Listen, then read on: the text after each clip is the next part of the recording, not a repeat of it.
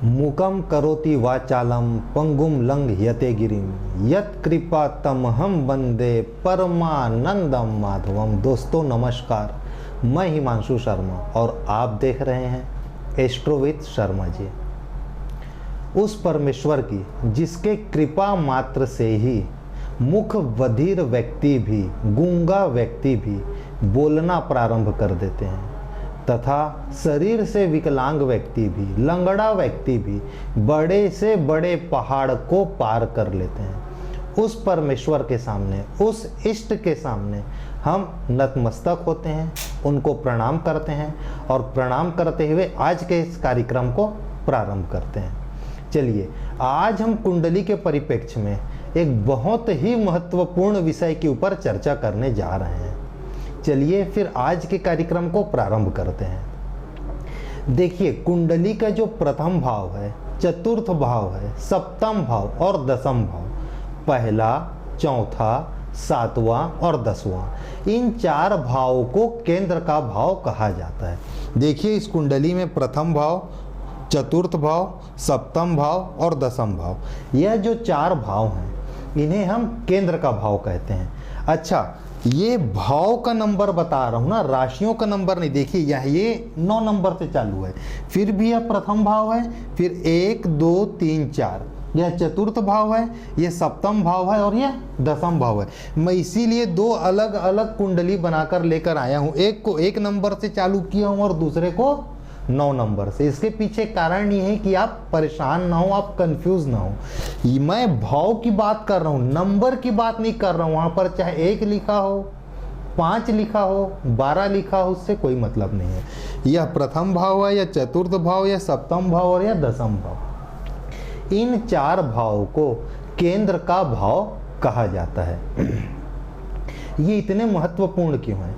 देखिए, जातक के सभी चीज़ों का भविष्यवाणी पहले भाव से, सुख, समृद्धि, वाहन, इन सब चीज़ों का चतुर्थ भाव से, सप्तम भाव से विवाह और 10वें भाव से उनके कर्म के विषय में फलादेश किया जाता है। इसलिए यह चारों के चारों भाव हमारे जीवन में बहुत ही ज़्यादा महत्वपूर्ण है। ठीक है, और हमारे कुंडली में जितने भी ज़्यादा से ज़्यादा ग्रह केंद्र में बैठे वह हमारे लिए उतना ही ज़्यादा अच्छा है। यदि एक साथ चारों केंद्र के घर में ग्रह आ जाएं, ग्रह बैठ जाएं, तो इससे एक चतुर्सार नाम का राजयोग भी बनता है, जो एक बहुत बड़ा राजयोग है। इसके बारे में जब हम योग और दोष के विषय में अलग से चर्चा करेंगे तो मैं आपको चतुर्सार योग के विषय में पूर्ण जानकारी दूंगा।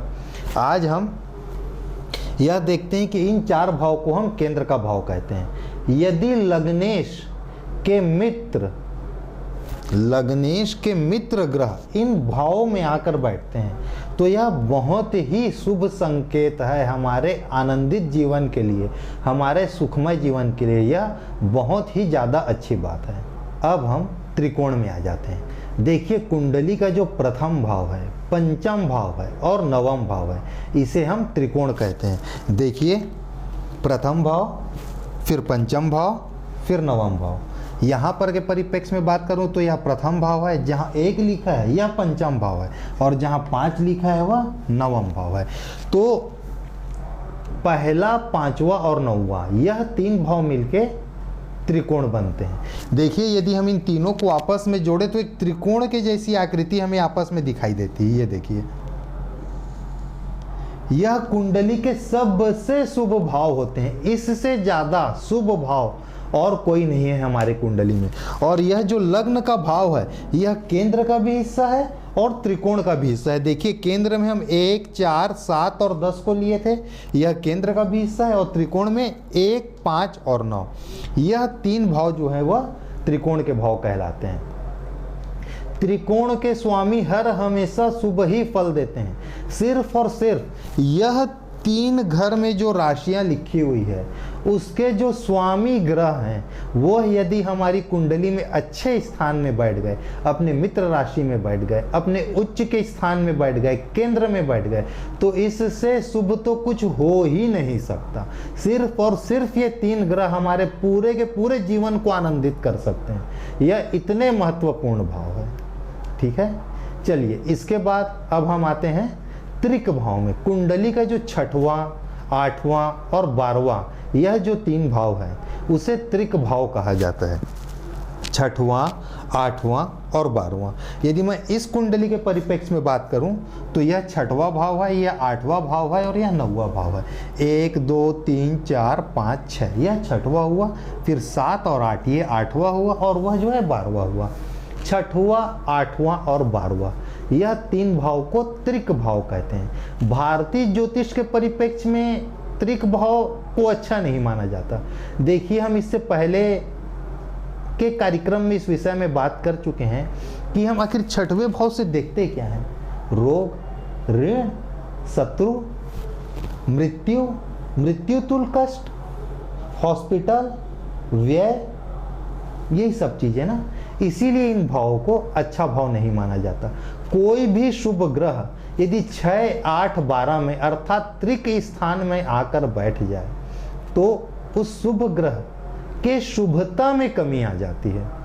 ठीक है, या ये 6, 8 और 12 के स्वामी ग्रह किसी शुभ स्थान पर जाकर बैठ जाएं तो उस स्थान के शक्ति को कम कर देते हैं, उस स्थान की शुभता को कम कर देते हैं। जैसे चलिए मैं एक छोटा सा आपको उदाहरण लेकर बताता हूं।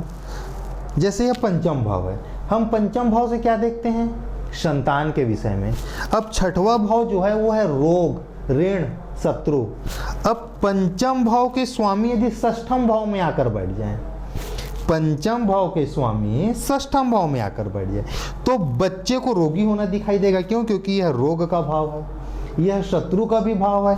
तो माता पिता के साथ बच्चों की बहुत अच्छी ट्यूनिंग ना होना, बहुत अच्छा संबंध नहीं होना, बहुत अच्छा अंडरस्टैंडिंग ना होना, इस चीज को भी कहीं ना कहीं पर प्रदर्शित करता है। शादी का भाव, सप्तम भाव शादी का भाव है। यदि शादी के कारक भाव यहाँ के जो भी मालिक हैं वो यदि षष्ठम भाव में आकर बैठ जाए या अष्टम भाव में आकर बैठ जाए तो वैवाहिक सुख की कमी, विवाह में विलंबता, इन सब चीज़ों को प्रदर्शित करेगा। ठीक है, इसी प्रकार से जैसे 12वां भाव जो है वो व्यय का भाव है और हम जानते हैं कि दूसरा भाव जो है हमारी स्थायी संपत्ति का भाव है या हमारे स्थायी धन का भाव है। तब इसके स्वामी का यहाँ जाकर बैठ जाना क्या प्रदर्शित करता है, स्थायी संपत्ति का व्यय हो जाना। यह हमारे कुटुंब का भी भाव है और यह हॉस्पिटल का भी भाव है। यहाँ के स्वामी का यहाँ जाकर बैठ जाना, कुटुंब के लोगों का हॉस्पिटलाइज होना, उनके हॉस्पिटलाइज होने के कारण आर्थिक व्यय होना, क्षति होना। यह सुख का भाव है। सुख का स्वामी लग्न में जाके बैठ जाना, व्यक्ति का जिंदगी सुखद होना, इन सब चीजों को प्रदर्शित करता है। यह लग्न है और यह भाग्य का स्थान है। यहाँ का स्वामी यदि 9वें स्थान में जाकर बैठ जाए तो आदमी का भाग्यशाली होना दिखाता है। इस प्रकार से हम इन सब चीजों को जोड़कर फलादेश करते हैं। इसके अलावा भी उपचय होता है, पणपर होता है, कुछ और भी भाव हैं जिसके विषय में मैं आपको आने वाले कार्यक्रम में, और जब मैं पूरी तरीके से जब मैं कुंडली एनालाइज करूंगा, जब मैं एक संपूर्ण कुंडली आपके सामने लेकर आऊंगा, उस समय मैं इसके विषय में आपको बताऊंगा। चलिए ठीक है, फिर अब समय है टिप ऑफ द डे का। हर दिन स्नान करने के पश्चात सूर्य देव को अर्घ्य जरूर दें, जल जरूर अर्पित करें। सूर्य देव को अर्घ देना, सूर्य देव को अर्घ देना, उनको जल समर्पित करना, यह हमारे लिए अति आवश्यक है। देखिए होता यह है कि सूर्य देव को 9 ग्रहों में राजा की संज्ञा दी गई है। आप सिर्फ और सिर्फ एक सूर्य देव को अर्घ्य देकर, उनको जल समर्पित कर आप 9 ग्रहों से अच्छे परिणाम ले सकते हैं, सिर्फ और सिर्फ एक सूर्य देव को अर्घ्य देकर। सूर्य देव हमारे जीवन में सामाजिक प्रतिष्ठा के कारक हैं, शासकीय नौकरी के कारक हैं, हमारे स्वास्थ्य के कारक हैं, हमारे पिता के आपके द्वारा सूर्य देव को अर्घ्य देने से आपके पिता के भी स्वास्थ्य में लाभ मिलेगा। आपके और आपके पिता के बीच जो संबंध है उसमें घनिष्ठता आएगी।